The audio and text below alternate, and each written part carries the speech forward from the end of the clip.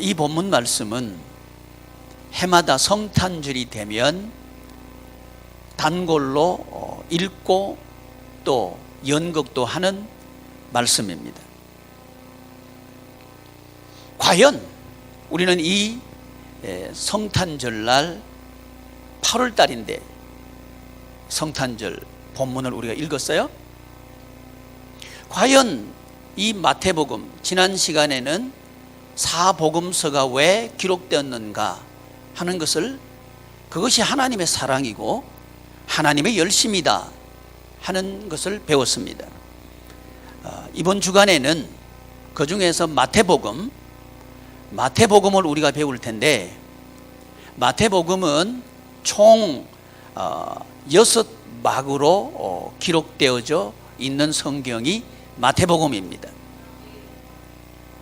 그 중에서 오늘 봉독한 말씀은 서막에 해당되는 말씀이고 1장부터 4장까지가 그 서막에 해당되는 내용입니다.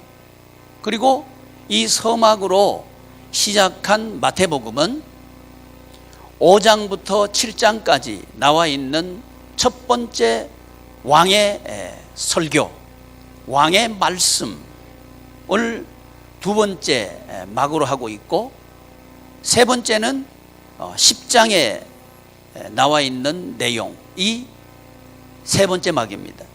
그리고 13장이 네 번째, 그리고 18장이 다섯 번째, 그리고 24장부터 25장까지가 예수님께서 하신 다섯 번째 설교 또는 다섯 번째 말씀으로 구성되어 있는 것이 마태복음입니다. 이 서막의 주제를 붙여라 그런다면, 만약에 여러분들이 연출가라고 한다면 이 마태복음 전체의 서막을 열어 제치는 이 마태복음 1장부터 4장까지의 어떤 제목을 붙여서 막을 열고 싶어요? 왕의 취임식이라고 제목을 저는 붙였습니다. 왕. 우리 예수님께서는 마태복음 1장 1절에 아브라함과 다윗의 자손 예수 그리스도의 계보라 이렇게 하셔서 예수님께서 오신 것은 구약 여호와 하나님께서 하셨던 아브라함 언약과 다윗 언약을 성취하기 위하여 오신, 그리고 그 언약을 완성하러 오신 분이 예수님이다 하는 것을 말씀하셔서, 구약의 성경과 신약의 성경은 하나이고 성부 하나님께서 하신 일을 성자 예수님께서 하시고 계신다는 사실을, 그 사역의 연속성을 말씀하시면서 이제 신약 성경을 시작합니다. 그런데 여러분, 이게 연극을 하다 보면 처음부터 주인공이 등장하기도 하고요, 또 그게 아니고 캄캄한데 나레이션으로 연극을 시작하기도 해요. 이 마태복음은 후자에 해당되는 겁니다. 아브라함과 다윗, 아브라함의 자손은 누구누구고, 다윗의 자손은 누구누구고, 다윗부터 바벨론으로 포로로 끌려갈 때까지 어떻게 되었고 하는 이야기를 쭉 객관적인 입장에서 쭉 말씀을 하셔요. 그러고 난 뒤에 예수 그리스도의 나심은 이러하니라 하고 이제 예수 그리스도의 탄생에 대해서, 출생에 대해서 기록하고 있는 것이 1장입니다. 이때 등장하는 사람이 누구냐 하면 마리아와 요셉이죠. 마리아와 요셉을 등장시킵니다. 등장인물 두 사람이 등장했습니다. 누구? 마리아, 또 요셉이라고 하는 인물을 등장시키는데, 이 마리아로부터 이제 출생하게 되실 예수님의 독특성을 성경은 기록합니다. 성령으로 잉태되었다, 이렇게 독특한 예수 그리스도의 오심을 기록하고 있습니다. 이 이야기는 무슨 얘기냐 하면 우리 하나님께서 성경의 계시를 통해서 성경을 읽는 하나님의 자녀들에게 무엇을 말씀하고 싶을까 하는 얘기죠. 그 앞부분은 여호와 하나님께서 하신 일이 그 성경 마태복음에 보면 14대요 14대요 14대다 이렇게 기록하고 있어요. 왜 그게 중요하냐 이 말입니다. 유대인들에게 있어서 숫자는 의미를 갖는데 14는 7 곱하기 2 하면 14가 됩니다. 7은 뭐냐 하면 하나님의 숫자가 7입니다. 하나님께서 하셨다는 얘기를 지금 반복해서 3번 하고 있는 게 14대를 만든 거예요. 사실은 역사적으로 이야기하면 정확하게 14대가 떨어지는 건 아닙니다. 그런데 이 마태복음을 기록하면서 하나님께서는 14대를 만드신 거예요. 왜 이럴 필요가 있었나? 그것은 아브라함으로부터 다윗까지, 다윗으로부터 바벨론 포로로 끌려갈 때까지 이 일들은 우연히 일어난 일이 아니고 하나님의 섭니다. 하나님께서 일하셨다. 그것을 독자들에게 가르쳐 주기 위해서 하나님께서 하신 일을 이어받아서 하기 위해서 독생자 예수님께서 오셨다. 그 어머니는 마리아고 아버지는 요셉이다. 여러분 연극하면 마리아 하고 싶어요? 요셉 하고 싶어요? 예, 성탄절 되면 아주 긴장이 팽팽해요.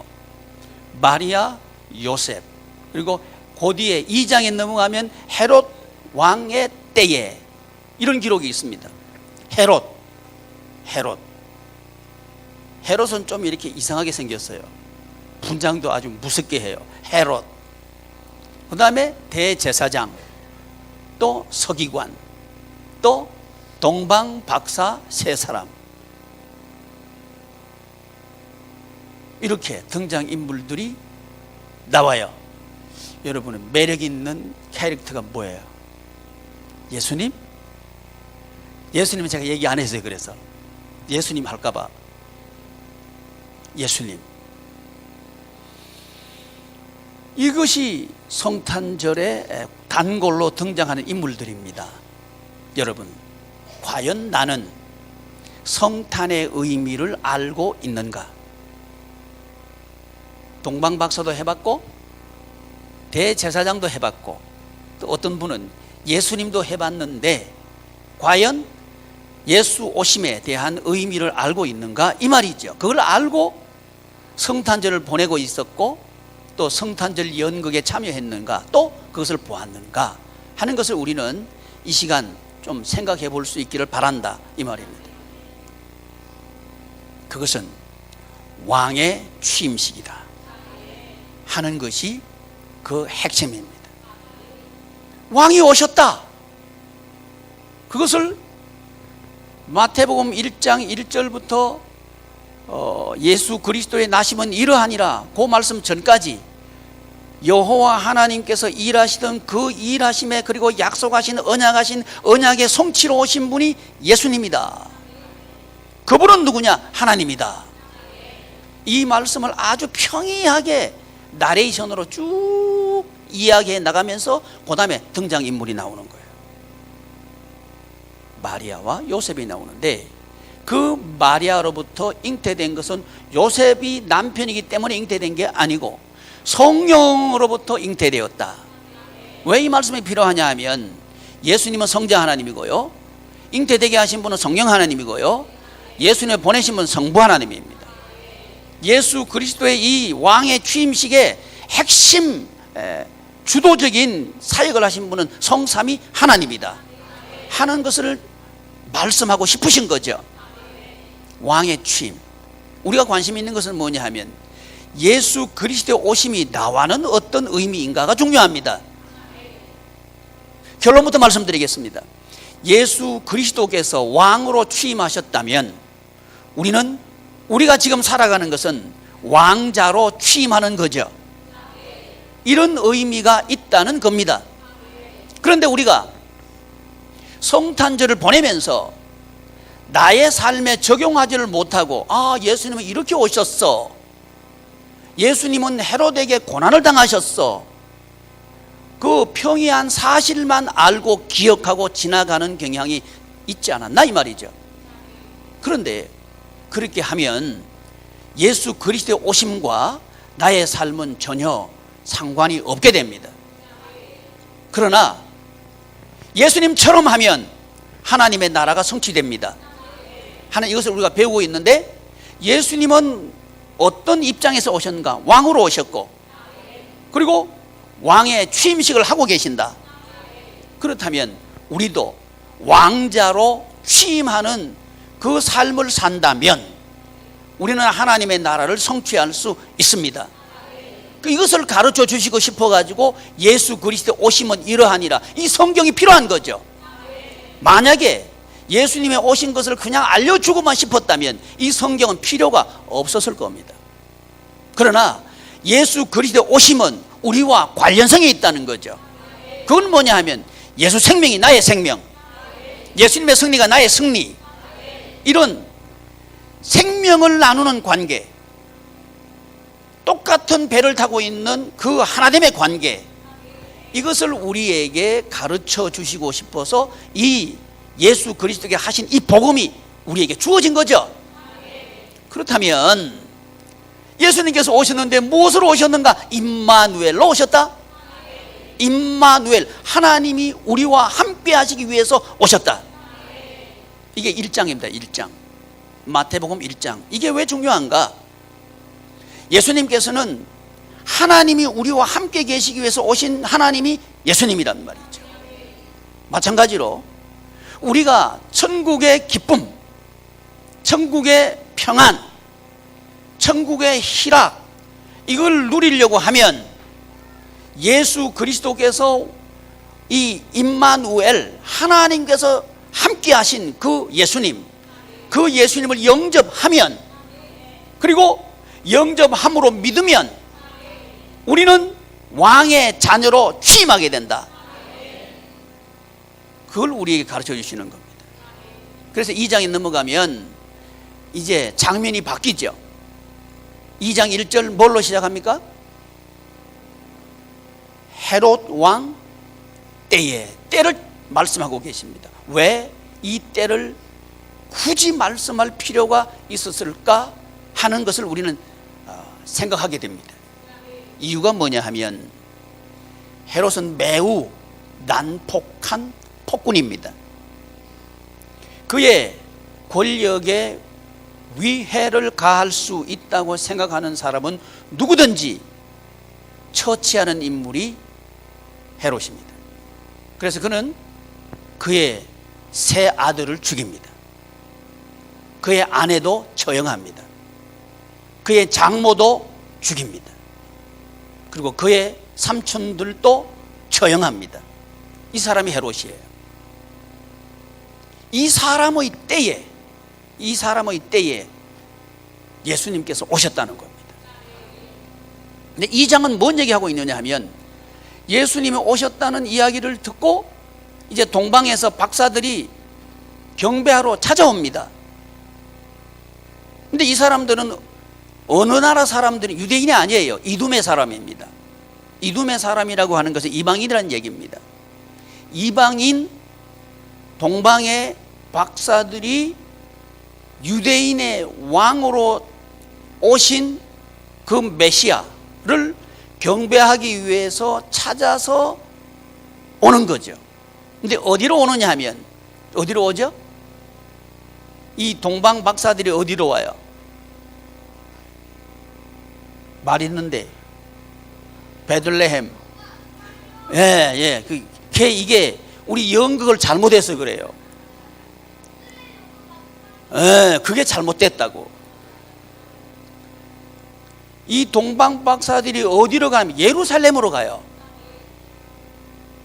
생각하기에 유대인의 왕은 예루살렘에 있을 것이다, 왕도인 예루살렘에 있을 것이다 하고 예루살렘으로, 다음부터 우리 교회에 만약에 연극을 하거든 마구간으로 직행하는 거 하지 마셔요.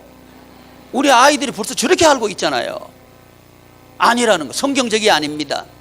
성경은 예루살렘으로 가요. 가니까 헤로드 왕이 놀라고 깜짝 놀라는 겁니다. 그리고 신하들도 놀라는 거예요. 왜? 유대인의 왕이 태어났다 그러니까요. 유대인의 왕은 누군데? 헤롯입니다. 근데 헤롯은 어떤 인물이라고 제가 소개해드렸죠? 자기 왕권에 위해가 될 만한 인물은 다 처형하는, 가차 없이 누구든지 처형하는 인물이 헤롯이에요. 근데 헤롯이 이상해요. 유대인의 왕이 태어났다는 말을 듣고 박사들에게 자세히 물어요. 언제 너희들이 그 표를 받느냐? 어디서 태어난다고 그러더냐? 자세히 물어요. 왜 물을까요? 죽이려고. 그런데 헤롯은 이렇게 말합니다. 내가 가서 경배하려고 그런다. 이런 말을 합니다. 어디서 태어나는지 알고 싶어졌어요, 헤롯은. 그래서 누구를 불렀느냐 하면 대제사장들을 부릅니다. 또 누구를 부르느냐 하면 서기관들을 부릅니다. 교회의 지도자가 대제사장이고요, 평신도 지도자가 서기관입니다. 대제사장은 사두개파에 속한 사람들이고, 서기관은 바리새파에 속한 인물이 서기관들입니다. 주류들이에요. 이 사람들을 불러서 얘기합니다. 그랬더니 이 사람들이 정확하게 알아요. 유대 땅 베들레헴에서 예수님이 메시아가 태어날 것입니다.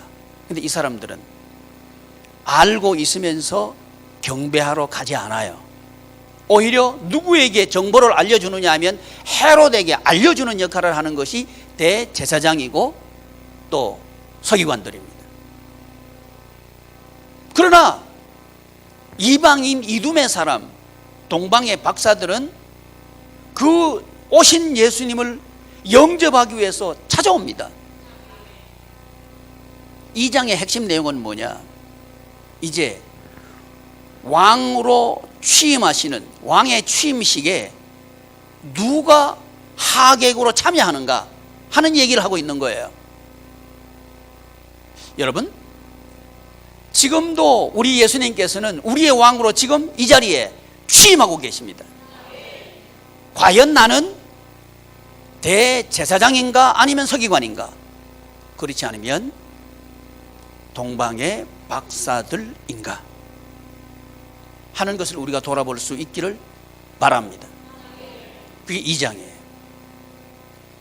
이제 3장에서는 장면이 바뀝니다. 3장은 뭘로 시작하죠? 3장 뭘로 시작해요? 그때에. 우리 성경은 2장을 시작할 때도 때를 말씀해요. 3장을 말씀해도 할 때도 그때로 시작해. 때. 이제 세례 요한이라고 하는 인물을 등장시킵니다. 이 세례 요한이라고 하는 인물은 예수 그리스도께서 메시아로 오신다 하는 것을 사람들에게 선포하고, 그러니까 광야에 이 세례 요한은 있는데 모든 사람들이 광야로 가가지고 세례 요한에게 묻는 거예요. 세례 요한에게 설교도 듣고, 세례 요한에게 기도도 받고, 세례 요한에게 기도도 받고, 이렇게 하고 있었습니다. 그 세례 요한이 예수님을 만납니다. 만나서 그 예수님을 만나자 세례 요한이 하는 말이 뭐냐 하면, 나는 이분의 신들매도 감당하지 못할 사람입니다. 나는 이분이 오신다는 소식을 전하는 나팔수입니다. 나는 지금 나팔을 불고 있습니다. 이 얘기야. 3장은 뭔 얘기예요? 왕의 취임식에서 세례 요한이 하는 역할이 뭐죠? 빵빠레. 왕이 취임하실 때 팡파레를 울리는 거예요. 만왕의 왕이 오셨다. 다른 사람들은 지금 세례 요한의 인기 절정이에요. 그는 유대인의 지도자로 손색 없이, 그리고 모든 사람들이, 군중들이 동의하고 있고 추종하고 있어요. 그런데 세례 요한은 나는 아니다. 중요한 방파제입니다. 사랑하는 교우 여러분, 우리 예수님께서 왕으로 등극하실 때 혹시 그 자리를 내가 차지하고 있지는 않습니까? 세례 요한은 예수님이 오셨다, 그분의 길을 예비하고 있는 거예요. 그리고 예수님께서 세례 요한에게로 오셔서 요단강에서 세례를 받으시려고 합니다. 그랬더니 아닙니다, 제가 세례를 받아야 됩니다. 그랬더니 예수님께서 하신 말씀이 아니다, 허락해라. 그래서 하나님의 의를 이루는 것이 합당하다. 하나님의 의를 이루기 위해서 예수님께서는 세례 요한에게 세례를 받으시고 이제 물에서 올라오십니다. 그랬을 때 하늘이 열립니다. 그리고 하늘에서 성령님이 예수님에게 임하십니다. 이것을 예수님께서 보십니다. 동시에 하늘에서 소리가 들립니다. 성부 하나님께서 이는 내 사랑하는 아들이요 내가 기뻐하는 자다 하고 예수님이 하나님이심을 선포합니다. 이게 취임식 인증서죠. 성부 하나님께서 예수는 하나님이다, 세례 요한의 추종자들 앞에서, 그 수많은 무리들 앞, 예수님은 하나님이다. 하나님 성부 하나님께서 인정하시고 성령 하나님께서 임재하셔서 인정하시고, 그리고 성자 예수님은 이제 이 땅에 임마누엘 하신 왕으로 취임하십니다. 이것이 3장이에요. 이 위대한 취임식의 핵심은 뭡니까? 나는 하나님이다. 성부 하나님께서 이 취임식에서 인정서를 주시는데 너는 내 아들이다. 성령 하나님께서 이 예수님은 하나님이다 하는 것을 인정하고 도장을 찍는데 성령의 임재로 도장을 찍습니다. 이렇게 해서 이 예수 그리스도의 왕의 취임식은 절정을 향해서 치달아갑니다. 4장, 이제 4장으로 넘어가기를 바랍니다. 4장은 뭘로 시작하죠?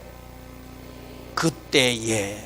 계속해서 이 서막은 때를 말씀하고 있다는 것에 유념하시기를 바랍니다. 그때에. 그때가 언제죠? 왕으로 취임하시는 그때에 하는 얘기입니다. 그때에. 누가 예수님을 이끌고 가셔요? 성령님께서 예수님의 손을 잡고 이끌어 가시는 거예요. 그런데 성령님이 이끌어 가시는데 의도가 뭡니까? 시험을 받도록 하기 위해서. 중요한 인식입니다. 여러분, 저와 여러분들이 하나님의 나라 생활을 성취하려고 하면 이 그때에, 그때는 왕의 취임식장이죠. 왕의 취임식을 하고 있는 바로 그때죠. 이때에 무슨 일이 지금 성령님께서 일으키려고 하시는 거예요? 시험하는 이 일을 일으키려고 하는 거죠. 의도가 무엇일까요? 시험하는 자는 누굽니까? 마귀. 그렇게 기록하고 있죠. 성령에게 이끌려 마귀에게 시험을 받으러 가는 게 4장, 네 번째, 서막의 네 번째 장입니다. 이 시험, 이때가 중요한 게 뭔 얘기냐 하면, 자 보셔요. 왕의 취임식의 클라이막스를 하나님께서 인정하셨어요. 예수님은 하나님이다. 이제 중요한 건 뭡니까? 실제적으로 하나님인 것을 증명해 보이는 게 중요해졌습니다. 우리 성령 하나님께서는 이걸 자랑하고 싶으신 거죠. 예수님은 하나님이다. 누구에게 자랑하고 싶었을까요? 마귀에게. 누구에게 선포하고 싶었을까요? 마귀에게. 왜 그럴까요? 창세기 3장 15절에 여인의 후손으로 오실 예수 그리스도, 그분이 뱀의 머리를 깨뜨릴 것이다. 이제 뱀의 머리를 깨뜨려야 합니다. 이게 왕의 취임식장에서 예수님께서 증명해 보이는 놀라운 일입니다. 우리 성령 하나님 이걸 자랑하고 싶으신 거예요. 하나님의 말씀은 이루어졌다. 하나님의 언약은 이루어졌다. 아브라함의 언약, 다윗의 언약은 이루어졌다. 누구를 통해서? 예수 그리스도를 통해서 이루어졌다 하는 것을 성령 하나님은 자랑하고 싶은 거죠. 그래서 성자 하나님의 손을 붙잡고 가시는 거예요. 여러분, 이것이 저와 여러분들이 왕자로 취임할 때라는 사실을 성경은 말씀합니다. 시험이라고 하는, 시험을 대하는 인식이 바로 이겁니다. 그러나 우리는 이 시험을 너무나도 부정적으로 이해하고 있지는 않는가 하는 말입니다. 시험 들었다. 아니요.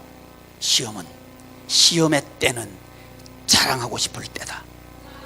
아멘. 시험의 때는 우리 성령 하나님께서 너는 내 아들이다, 자랑하고 싶을 때다 하는 사실을 우리는 깨닫습니다. 성령님이 손잡고 가시는 이유, 예수는 하나님이다. 그 성령 하나님은 오늘 또 우리의 손을 붙잡고 가십니다. 너는 내 아들이다. 너는 내 아들이다. 자랑하고 싶으신 거예요. 누구에게? 마귀에게. 이 장면을 보면서 우리는 또 하나의 성경을 얼른 머리에 떠올릴 수 있습니다. 그건 욥이라고 하는 족장 시대의 족장의 이야기입니다.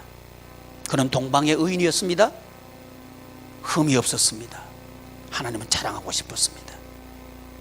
그리고 천상회의에서 사탄 마귀에게 자랑합니다.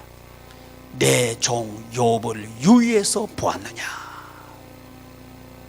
그랬을 때 사탄 마귀는 욥이 이유 없이 하나님을 경배하겠습니까? 하나님을 공경하겠습니까? 그를 쳐보십시오. 그러면 그는 시험에 들어서 하나님을 거부하고 저주하고 떠나갈 것입니다. 이 장면이 떠오른단 말이죠.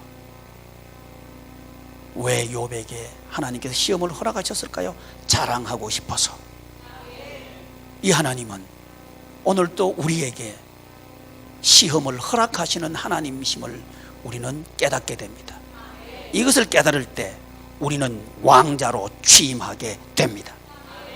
바로 이때가, 시험 들 때가, 시험하는 그때가 바로 왕자임을 증명하는 때이다. 하나님께서 나를 자랑하고 싶을 때이다 하는 것을 깨닫기를 바랍니다. 마귀가 시험합니다. 우리 예수님께서는 40일 동안 금식하고 줄인 상태입니다. 장소는 광야입니다. 그 어디서도 먹을 것을 구할 수 없는 광야입니다. 그리고 몹시 지쳐 있습니다. 여러분, 금식은요 매우 지쳐 있을 때입니다. 그리고 40일 금식은 인간으로서 감내할 수 없는 때가 40일 금식입니다. 스스로 몸을 가누지도 못할 그때, 그 치명적인, 그 지극한 그런 고통, 지침, 그때, 바로 그때 사탄 마귀가 와서 네가 만일 하나님의 아들이거든, 중요한 얘기했습니다. 네가 만일 하나님의 아들이거든. 사탄 마귀가 예수님에게 시험하는 핵심이 뭐냐? 너 하나님의 아들 맞아? 이게 핵심이에요. 네가 만일 하나님의 아들이거든 이 돌들로 떡덩이가 되게 하라. 첫 번째 시험 내용입니다. 왜 사탄 마귀는 예수님이 하나님의 아들이란 사실을 무너뜨려야 됐을까요? 마찬가지입니다. 마귀가 우리를 시험할 때 우리의 무엇을 무너뜨리려고 하느냐 하면, 너는 정말 하나님의 아들 맞아? 너 정말 하나님 믿는 사람 맞아? 하는 것을 무너뜨리려고 한다는 사실을 우리는 알게 됩니다. 무엇을 통해서? 떡 문제를 통해서, 의식주 문제를 통해서 사탄은, 마귀는 시험합니다. 이때에 예수님의 대답은 뭐죠? 성경 한번 읽어보십시오. 시작.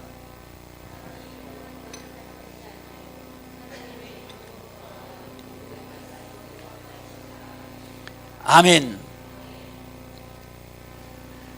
예수님의 대답은 사람이 떡으로만 살 것이 아니요, 떡이 필요 없다는 말씀 안 하셔요. 필요 있다고 인정하십니다. 떡으로만 살 것이 아니요, 하나님의 입으로 나오는 모든 말씀으로 산다. 아멘. 모든 말씀으로 산다. 예수님의 대답의 핵심은 뭡니까? 가라사대. 예수님께서 대답하시는데 당신의 생각을 말씀하지 않습니다. 성부 하나님께서 말씀하셨다. 가라사대. 예수님께서 승리하신 비결입니다. 다른 말씀 드리면, 우리가 이 세상에서, 이 세상은 소유의 세상입니다.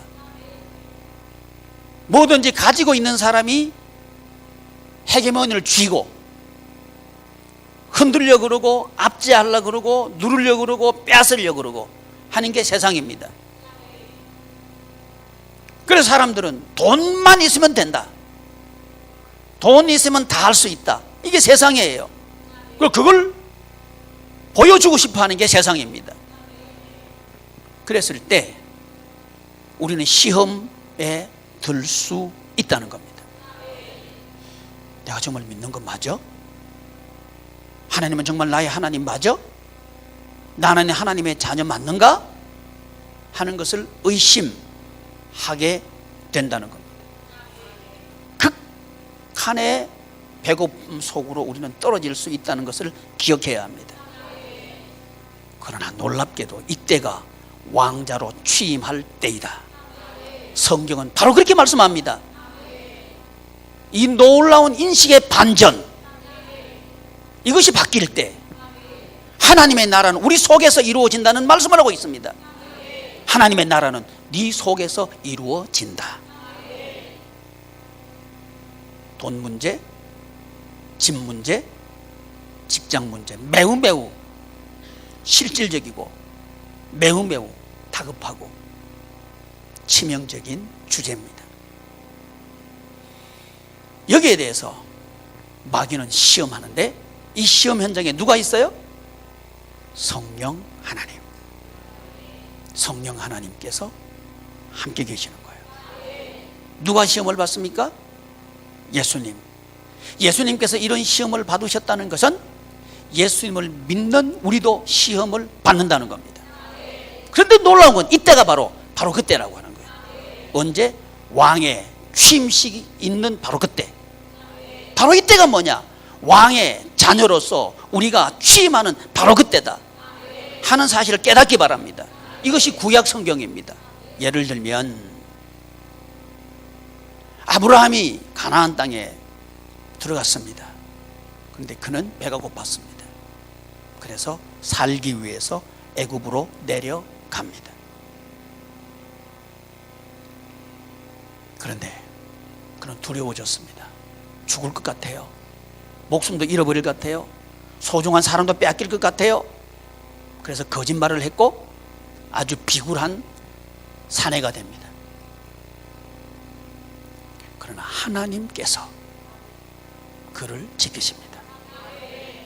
하나님께서 그를 보호하십니다.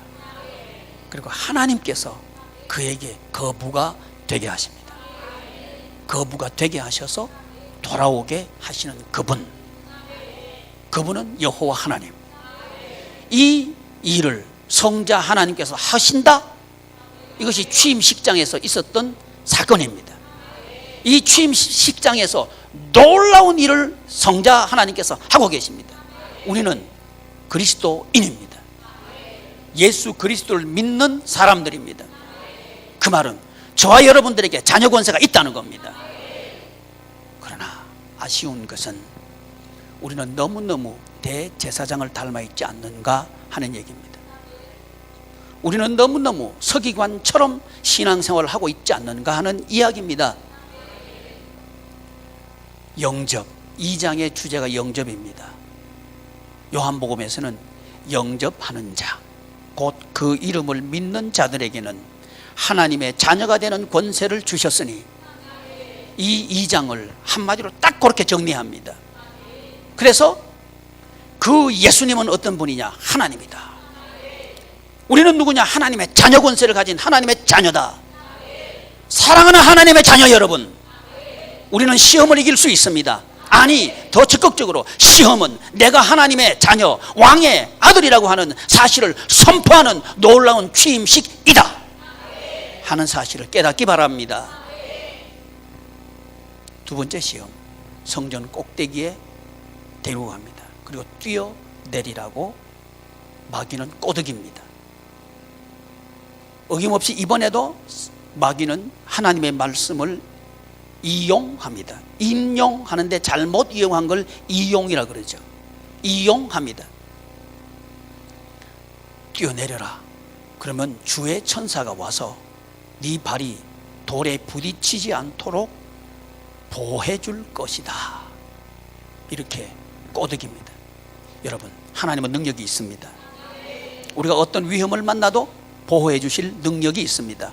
그리고 보호해 주십니다. 그러나 이 하나님의 능력을 시험해서는 안 됩니다. 현실적인 문제, 이 특별히 성전 꼭대기에 세우고 뛰어내리라 하는 이 말은 말씀에 대한 우리의 태도, 말씀을 어떻게 우리가 대하고 있는가 하는 여기에 대한 시험입니다. 이 시험이 왜 중요했을까요? 마귀가 첫사람 아담을 넘어뜨릴 때 말씀으로 넘어뜨렸습니다. 하나님의 말씀 가지고 무너뜨렸습니다. 다시 하고 싶은 거죠. 둘째 아담으로 오신 예수님도 동일한 방법으로 무너뜨리려고 했던 거죠. 그랬을 때 예수님의 대답은 하나님을 시험하지 마라. 한마디로 정리합니다. 그리고 그를 경배해야 된다. 경외해야 된다. 이렇게 정리합니다. 사랑하는 교우 여러분, 우리는 교회 다니면서 혹시 이런 생각해 본 적 없나요? 하나님, 우리 집에 돈보따리 떨어뜨려 주세요. 그냥 딴 데도 말고 우리 안방에 떨어뜨려 주세요. 혹시 이런 생각 해본 적 없나요? 네, 없으시군요. 시험하는 겁니다. 다른 사람은 다 부자 되게 해주는데 왜 나는 부자가 안 되죠? 나 좀 부자 되게 해주세요. 하나님 부자 되게 하시는 분 맞습니다.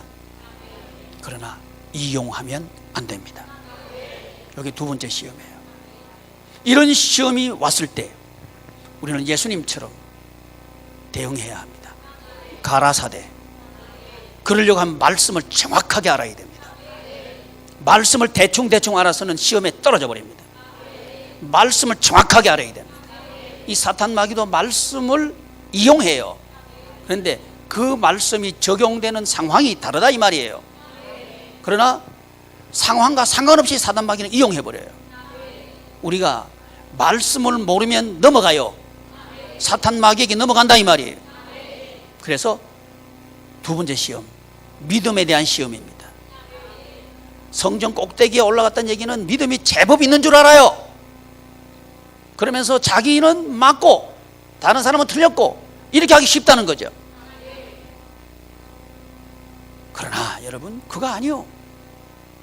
나를 과시하는 것도 아니고 나를 드러내는 것도 아니고 하나님을 높이자. 이게 두 번째 핵심입니다. 세 번째 시험 제목이 뭡니까? 시험 과목이 뭐죠? 세상 영광을 다 보여주는 거죠. 산 꼭대기 데려가 가지고 세상 천하 만국을 다 보여주면서 나에게 경배해라. 그러면 이 천하 모든 영광을 너에게 주겠다. 이렇게 말합니다. 여러분, 어느 정도는 맞습니다. 이 세상에 어둠의 권세 잡은 자는 사탄마귀입니다.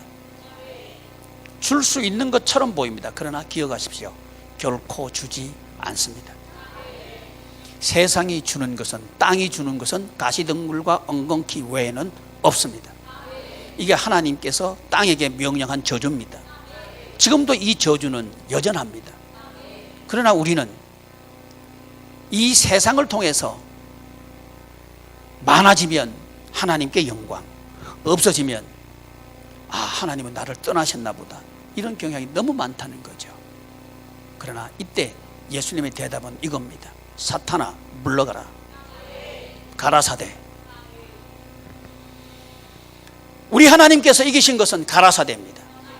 하나님께서 말씀하신 그 말씀으로 취임하시고, 말씀 성취로 취임하시고, 말씀대로 왕이심을 증명하시는 것, 이게 왕의 취임식장에서 있었던 예수님의 왕됨을 나타낸 선포입니다. 사랑하는 교우 여러분, 여러분의 삶의 현장에서 이 놀라운 선포가 있기를 축복합니다. 나는 하나님의 자녀다. 이 선포의 주인공들 다 되시기를 축복합니다. 기도하겠습니다. 존귀하신 하나님의 은혜를